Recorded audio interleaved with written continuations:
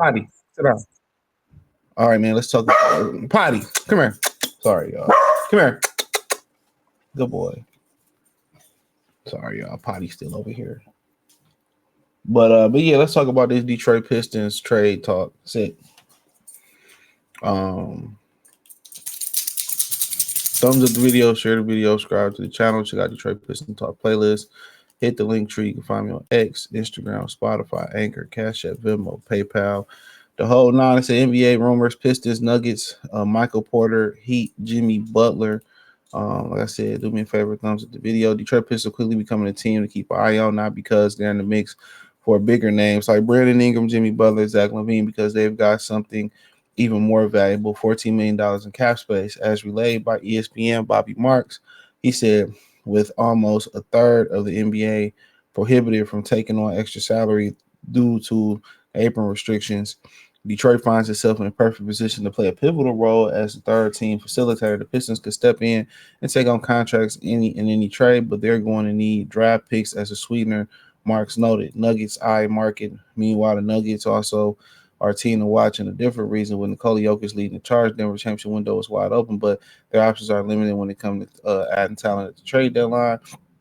They can only swap first-round picks in 2031. The most significant trade asset is Michael Porter Jr., who's $35.9 million contract. Is tough. It's to be tough move. The Nuggets are going to have to be creative and strengthening their roster, especially when they're working. As for Jimmy Butler, the consensus amongst the league is that bearing any major distraction or trade offer too good to refuse, Butler is likely staying put in Miami.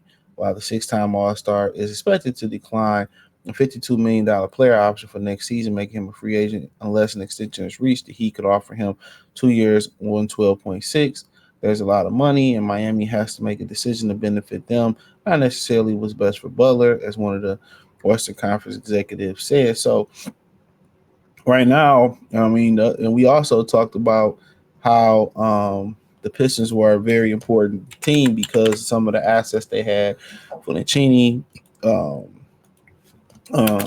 Ivy, Hardaway Jr., Malik Beasley. Some I don't agree with, some I understand.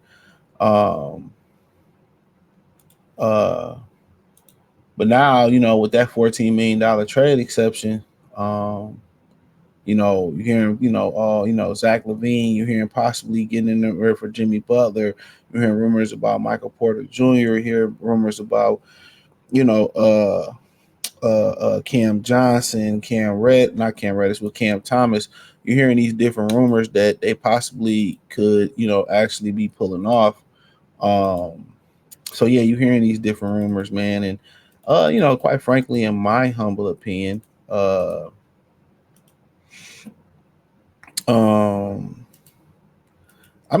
understand them not wanting to stay put. I definitely understand that.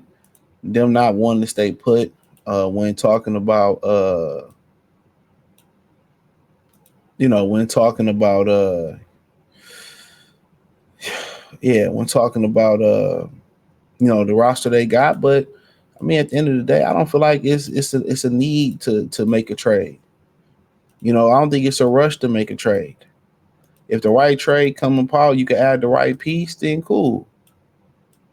I'm with it. But I don't really think it's a huge rush for them to make a huge trade, in my opinion.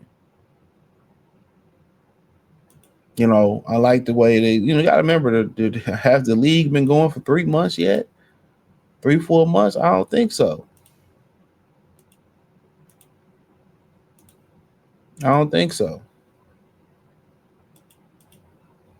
So that's another thing to look at. So they still kind of learning to play with each other. They still kind of, learning each other right now.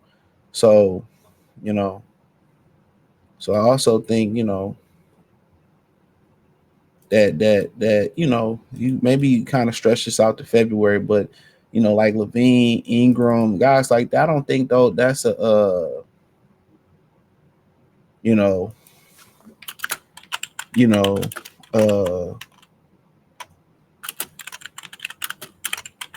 I don't think those are imperative, like, oh man, you know you know Yeah, lay off.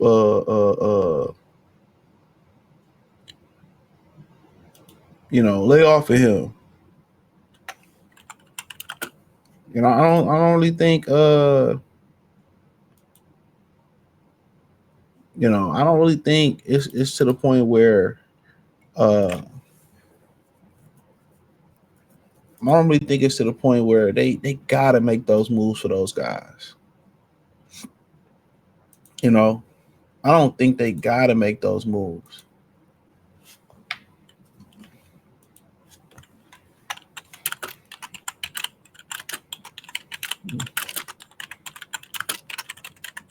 You know.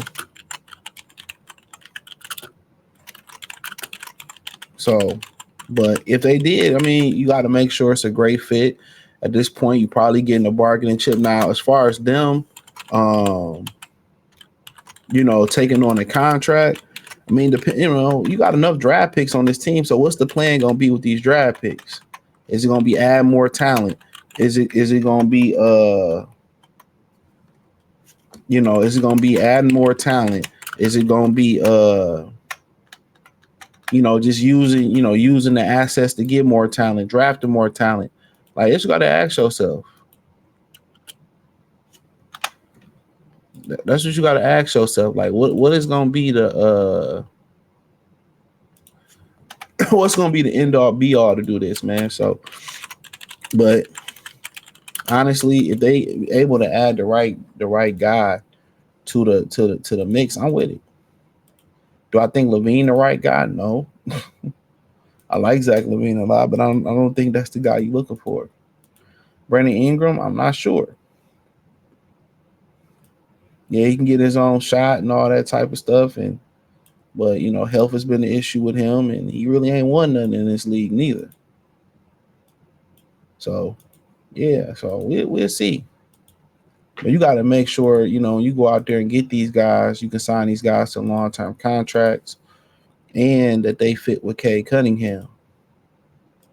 That's the number one thing. Do they fit with Cade Cunningham? That's what you ask yourself. Do they fit with Cade? So, but you know, other than that, man, yeah, that's usually what you asking. So, other than that, man, but yeah, let me know what y'all girls and guys think, man. But should be an interesting one. But hey, thumbs up the video, share the video, subscribe to the channel, and the subscribe button is the bell icon button. Hit all notifications, increase your chance, get notifications. We go live and drop video financially. Want to support the channel? Cash App $ CJ Good 313, Venmo CJ Good 313, PayPal link in the description. Hit the link tree. Find me on X, Instagram, Spotify, Anchor, Cash App, Venmo, PayPal. Check out Detroit Pistons Talk playlist. Peace.